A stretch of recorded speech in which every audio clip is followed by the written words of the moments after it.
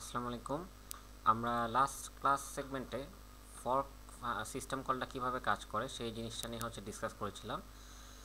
আজকে এখনকার ক্লাস সেগমেন্টটাতে আমরা দেখব যে ফর্কে যা যা আমরা জেনে আসছি ওই জিনিসটা অ্যাকচুয়ালি কোডে কিভাবে ইমপ্লিমেন্ট করব। তাহলে আমরা এখানে একটা সিম্পল কোড লিখেছি যেখানে জাস্ট এর ভ্যালু 10 ইনিশিয়ালাইজ করা হয়েছে, এরপর একটা প্রিন্টএফ স্টেটমেন্ট আছে বিফোর কলিং ফর্ক, দেন আমরা ফর্ক সিস্টেম কলটা কল করছি, এরপরে এর ভ্যালু প্রিন্ট করা হয়েছে, এরপর রিটার্ন 0। তাহলে জিনিসটা যেভাবে কাজ করতেছে সেটা যদি আমরা এক্সপ্লেন করতে চাই, যে প্রথমে ধরি এটা একটা প্যারেন্ট প্রসেস, তো এটার এই লাইন পর্যন্ত এক্সিকিউট করবে, কোনো ঝামেলা নেই। এইখানে এসে যখন সিস্টেম কল করা হচ্ছে তখন অপারেটিং সিস্টেম কি করবে, এই পুরো জিনিসটার একটা কপি তৈরি করবে, এখানে যা যা আছে সব কিছু নিয়ে, এখানে স্ট্যাকে যা ছিল, এখানের হিপে যা ছিল, এখানের কোড সেগমেন্টে যা ছিল সব কিছু নিয়ে এরকম একটা কপি তৈরি করবে, যেটা নাম আমরা বলতেছি চাইল্ড প্রসেস। কিন্তু সেই চাইল্ড প্রসেসের প্রসেস আইডিটা একটু ডিফারেন্ট হবে, এছাড়া সব কিছু সেম। আর যেহেতু আমার প্যারেন্ট প্রসেসের এতটুকু পর্যন্ত ইনস্ট্রাকশন এক্সিকিউট করা শেষ হয়েছে, ইনস্ট্রাকশন পয়েন্টার এরপর 10 নাম্বার লাইনে পয়েন্ট করে থাকবে। সো চাইল্ড প্রসেসেরও ইনস্ট্রাকশন পয়েন্টার এই প্রিন্টএফ স্টেটমেন্টে পয়েন্ট করে থাকবে। সো আমরা এই জিনিসটা একবার প্রিন্ট হতে দেখব, আর ফর্ক কল করার পর যা কিছু আছে সব কিছু দুইবার করে প্রিন্ট হতে দেখব। তো এই জিনিসটা যদি আমরা এবার রান দিই, এখানে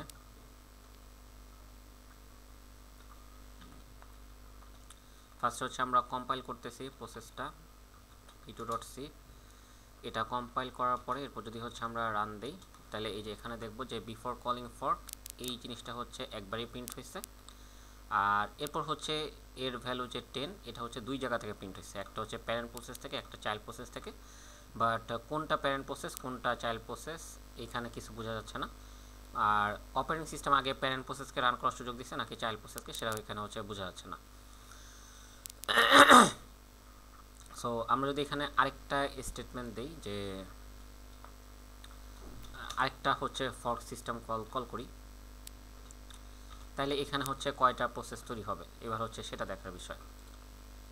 তাহলে আমরা আবার এটাকে কম্পাইল করে নিই, g++p2.c কম্পাইল হলো, এরপর আমরা এটাকে এক্সিকিউট করলাম। তাহলে এইবার যেটা দেখতেছি যে এর ভ্যালু 10, এটা এই যে দুইবার, এই যে এখানে একবার প্রিন্ট হয়েছে 3 বার, এখানে একবার প্রিন্ট হয়েছে 4 বার। সো বেসিক্যালি এটার কারণ যখন আমরা এই জিনিসটা আমরা একটু প্রসেস ট্রি একে বুঝি, যে আমরা এখানে আসি, আমরা প্রথমে আমাদের কোড সেগমেন্টের একটা স্ন্যাপশট নিয়ে নিই।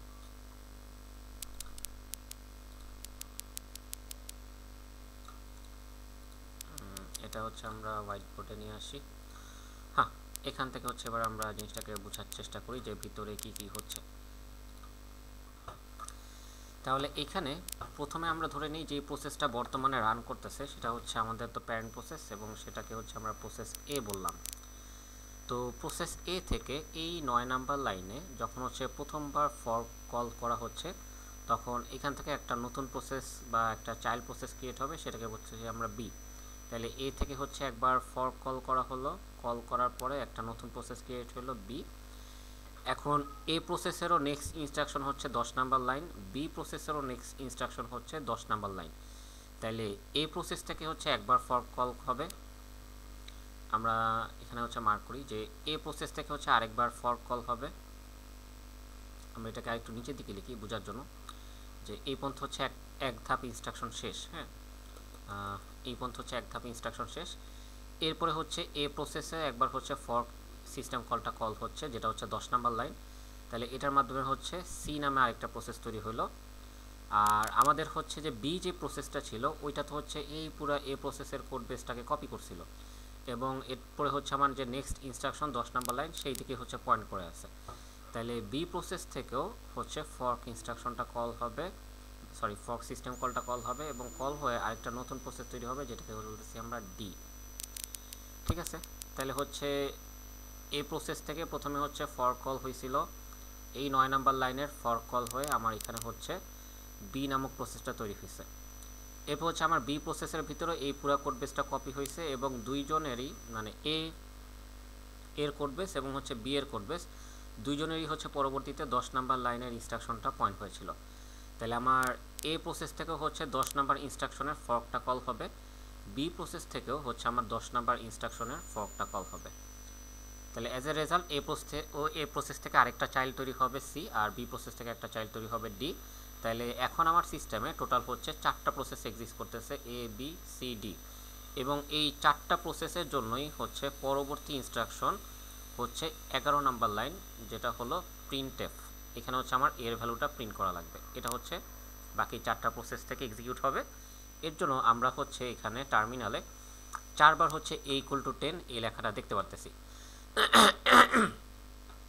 এখন কথা হচ্ছে যে মাঝখানে আবার হচ্ছে এই জিনিসটা চলে আসছে কেন?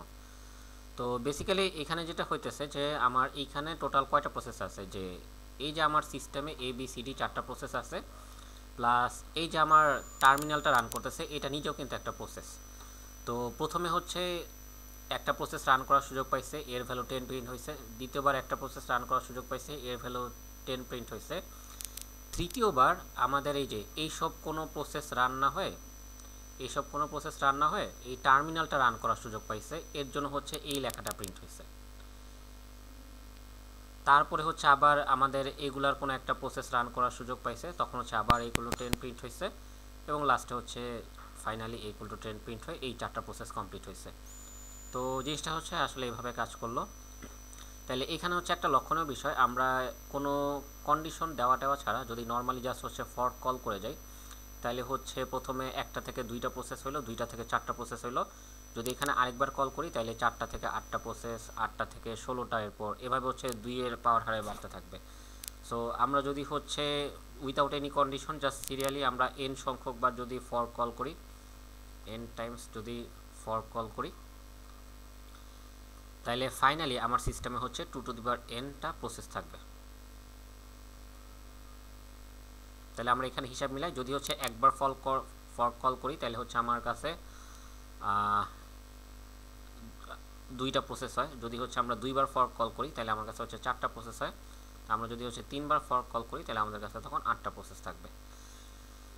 সো এভাবে হচ্ছে ফরকে জিনিসপত্র কাজ করতেছে। এখন আমরা এখানে হচ্ছে বুঝতে পারতেছি না কোনটা হচ্ছে প্যারেন্ট প্রসেস রান হচ্ছে, কোনটা হচ্ছে চাইল্ড প্রসেস রান হচ্ছে।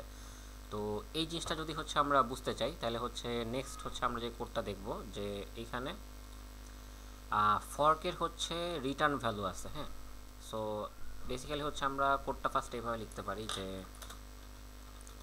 ইন্ট রিটার্ন ভ্যালু, এটা হচ্ছে ফর্ক। সো আমরা হচ্ছে এই রিটার্ন ভ্যালুর উপরে একটা কন্ডিশন দিতে পারি, যে রিটার্ন ভ্যালুটা যদি হচ্ছে 0 হয় তার মানে কি আমরা হচ্ছে চাইল্ড প্রসেসে আছি। মানে বেসিক্যালি এই লাইনটা এক্সিকিউট হওয়ার পর এই পুরো কোড বেসটাই হচ্ছে চাইল্ডের ভিতর কপি হয়েছে, রাইট? তাহলে এখন ধরি আমরা যে প্রথমে প্যারেন্ট প্রসেস রান করতেছে, তাহলে প্যারেন্টের কাছে কোন ভ্যালু রিটার্ন যাবে? চাইল্ডের প্রসেস আইডি রিটার্ন যাবে। তাহলে প্যারেন্টের ভিতর এই পুরো কোড সেগমেন্টটা আছে, কিন্তু প্যারেন্টের ভিতর রিটার্ন ভ্যালুটা হচ্ছে ধরেন 0 বাদে অন্য কোনো কিছু, চাইল্ডের হচ্ছে একটা আইডি। তাহলে এখন প্যারেন্ট যখন রান হবে তখন প্যারেন্টের ভিতর আরইটি এর ভ্যালু তো হচ্ছে 0 না, তার মানে এই কন্ডিশনটা ফলস হবে। তাহলে প্যারেন্টের জন্য হচ্ছে এই এলসে পার্টটা এক্সিকিউট হবে, তখন হচ্ছে হ্যালো ফ্রম প্যারেন্ট দেখব। তো প্যারেন্ট রান হওয়া শেষ হলে এরপর ধরলাম হচ্ছে যে চাইল্ড প্রসেস রান হওয়ার সুযোগ পাইলো। চাইল্ড প্রসেসের ভিতরেও এই পুরো কোড সেগমেন্টটাই আছে। তো চাইল্ড প্রসেসের ভিতর রিটার্ন ভ্যালু হিসেবে যাবে হচ্ছে 0। তাহলে আমি যদি দেখি যে আমার রিটার্ন ভ্যালু 0, তার মানে আমার চাইল্ড প্রসেসে এখন এই অংশটা এক্সিকিউট হবে, এই অংশটার এক্সিকিউট হবে না। চাইল্ড প্রসেসে এই কোডটাও আছে, বাট এই অংশটা এক্সিকিউট হচ্ছে না, কারণ রিটার্ন ভ্যালু চাইল্ড প্রসেসের জন্য 0। তাহলে তখন হচ্ছে এই চাইল্ডের জন্য এই হ্যালো ফ্রম চাইল্ডটা প্রিন্ট হবে। সো আমরা যদি আরেকবার একটু শর্টে সামারাইজ করি যা এতক্ষণ বললাম, যে যখন হচ্ছে আমি এই ফর্কটা কল করতেছি এই 8 নাম্বার লাইনের পর, এটা হচ্ছে এই প্যারেন্ট প্রসেসের মতো, সরি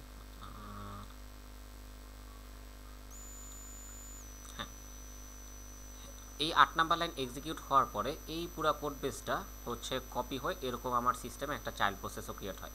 তাহলে আমার প্যারেন্ট প্রসেসের কাছে এই পুরো কোডটা আছে, চাইল্ড প্রসেসের কাছেও এই পুরো কোডটা আছে, বাট দুইজনেরই এখন হচ্ছে 9 নাম্বার লাইন থেকে ইনস্ট্রাকশনগুলো রান করা শুরু করবে।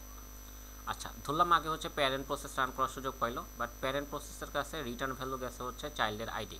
তাহলে আমার ইফ কন্ডিশনটা ফলস হবে, সেটা তো আর জিরো হবে না, মানে চাইল্ডের আইডি তো জিরো বাদে অন্য কোনো কিছু হবে। তাহলে প্যারেন্টের জন্য এই অংশটা রান হবে। এরপর ধরলাম আমার কাছে হচ্ছে চাইল্ড প্রসেসের কাছে আসলো, চাইল্ড প্রসেসের কাছে ফর্কের রিটার্ন ভ্যালু তো জিরো গেছে, তাহলে চাইল্ড প্রসেসের জন্য এই অংশটা ট্রু হবে, এই অংশটার এক্সিকিউট হবে না। তো এখন যদি হচ্ছে আমরা রান দিই এই জিনিসটাকে, টার্মিনালটা ক্লিয়ার করি, তাহলে হচ্ছে G++ কম্পাইলার দিয়ে আমরা হচ্ছে p3.c কে কম্পাইল করলাম। এবার এটাকে যদি হচ্ছে রান দিই, তাহলে দেখতেছি যে hello from parent, hello from child. তাহলে এবার হচ্ছে আমরা বুঝতে পারলাম যে এই জিনিসটা প্রিন্ট হয়েছে প্যারেন্টের কাছ থেকে, আর এই জিনিসটা প্রিন্ট হয়েছে চাইল্ডের কাছ থেকে। কিন্তু এখন অপারেটিং সিস্টেম এইখানে হচ্ছে প্যারেন্টকে আগে রান করার সুযোগ দিছে, চাইল্ডকে পরে দিছে। বাট আমরা যদি চাই যে সব সময় হচ্ছে চাইল্ড আগে রান হোক, মানে চাইল্ড কোনো একটা কাজ করবে তারপরে হচ্ছে প্যারেন্ট রান হবে, এটা যদি করতে চাই তাহলে তখন আমাদের হচ্ছে ওয়েট সিস্টেম কলটার প্রয়োজন হয়। তো পরবর্তী ক্লাস সেগমেন্টে আমরা হচ্ছে ওয়েট সিস্টেম কল নিয়ে আলোচনা করব, এবং সেখানে হচ্ছে দেখব কিভাবে আমরা চাইল্ডকে আগে রান করাতে পারি, প্যারেন্টের পরিবর্তে চাইল্ডকে আগে রান করাতে পারি। ঠিক আছে, তাহলে আজকের এই রেকর্ডিংটা এই পর্যন্তই। আমরা হচ্ছে পরবর্তী অংশে ওয়েট সিস্টেম কলটা দেখব।